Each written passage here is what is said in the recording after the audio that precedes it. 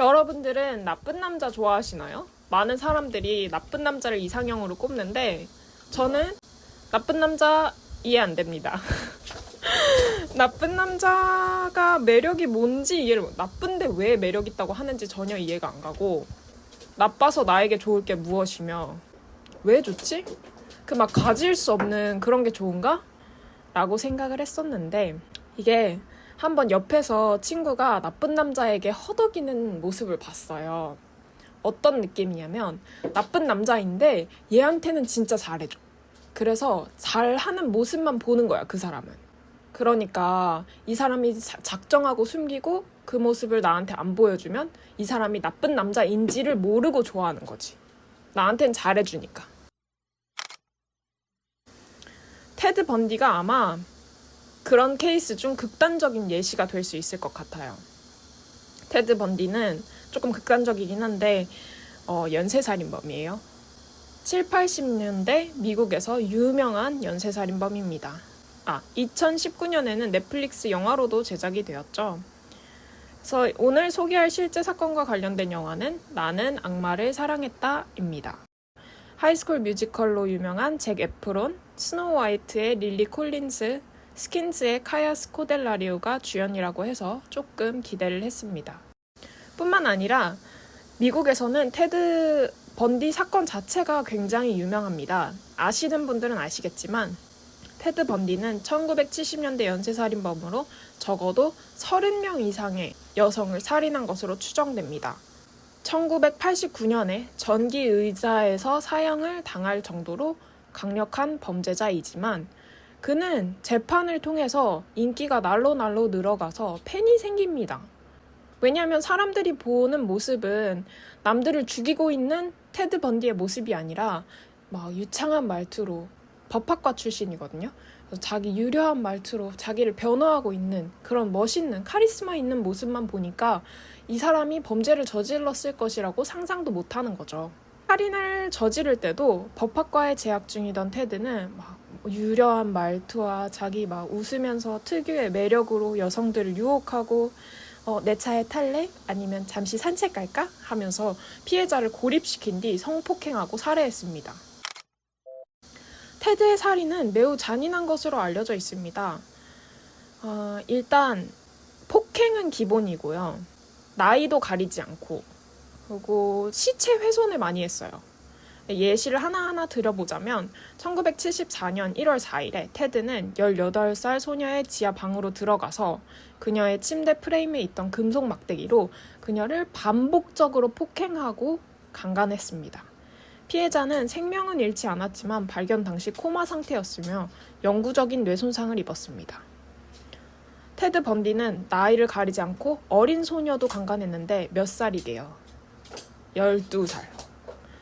12살에 소녀를 납치해서 강간하고 살인을 했는데 이때 살해당한 킴벌리 리치의 시신은 돼지 사육장 밑에서 발견되었습니다. 또 다른 12살의 소녀 리넷 커버를 학교에서 유인한 다음에 납치하고 자신이 묵고 있던 호텔에서 강간한 후 이번에는 익사를 시켜 포카텔로 강에 유기를 했습니다.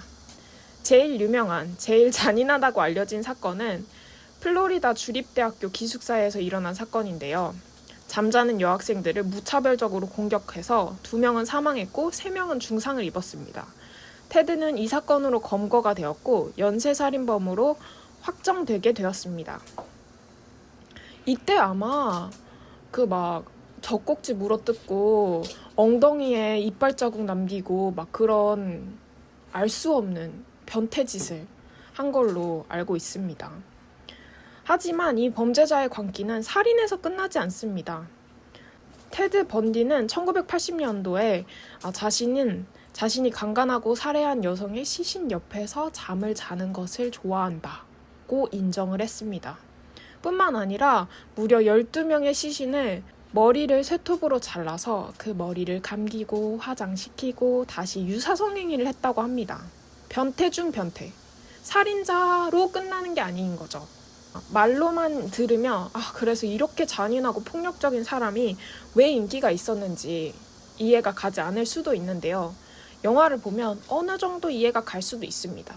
왜냐면 영화에서는 그의 연인이었던 리즈의 시선으로 그를 바라보기 때문입니다. 영화는 테드 번디와 리즈가 교도소에서 면회를 하는 장면으로 시작합니다. 둘의 사이를 긴장감 있는 모습으로 보여주지만 점점 사랑스러웠던 과거 그들의 첫 만남부터 다정하고 매력적인 테드의 모습을 보여줍니다. 테드가 연쇄살인범으로 재판을 받는 과정에서도 그는 법정에서 직접 자기를 변호하며 카리스마 있는 모습을 보여줍니다. 그리고 중요한 건 모든 증거가 그를 범인으로 지목하고 있어도 그는 자신의 무죄를 강력하게 주장합니다. 리즈가 혼란스러워하는 게 영화를 보고 있으면 약간 이해가 갈 수 있어요. 왜냐면 몇 년을 함께 자신의 아이를 사랑해주고 자신을 사랑해주던 다정한 테드가 저렇게 강력하게 자신의 무죄를 주장하는데 그 범죄들, 그 살인사건들과 나의 다정한 테드를 연결시키기는 어렵겠죠. 하지만 그럼에도 불구하고 리즈는 영화상에서도 실제로도 그 다정한 테드를 연쇄살인범인 것 같다고 경찰에 넘긴 사람이었다는 거.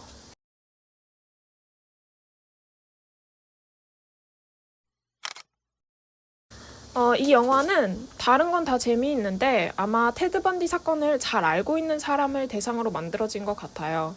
왜냐면 사건의 디테일만 암시되어 있고 이게 무슨 사건이다 이런 거가 잘 나오지 않죠. 예를 들면 중간에 테드의 치여를 확인하고 증거로 남기는 장면이 나오는데 카이 오메가 사건에서 그가 피해자의 엉덩이에 깊은 이빨 자국을 남겼다는 것을 아는 사람들은 이해가 가는 장면이지만 그걸 모르면 이제 치열이 왜 필요하지? 라고 생각할 수 있는 장면입니다.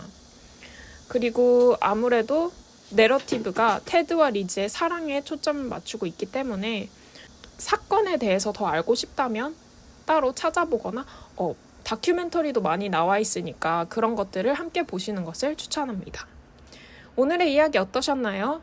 앞으로도 재미있는 영화나 연극, 책 등의 이야기를 들고 올 계획이에요.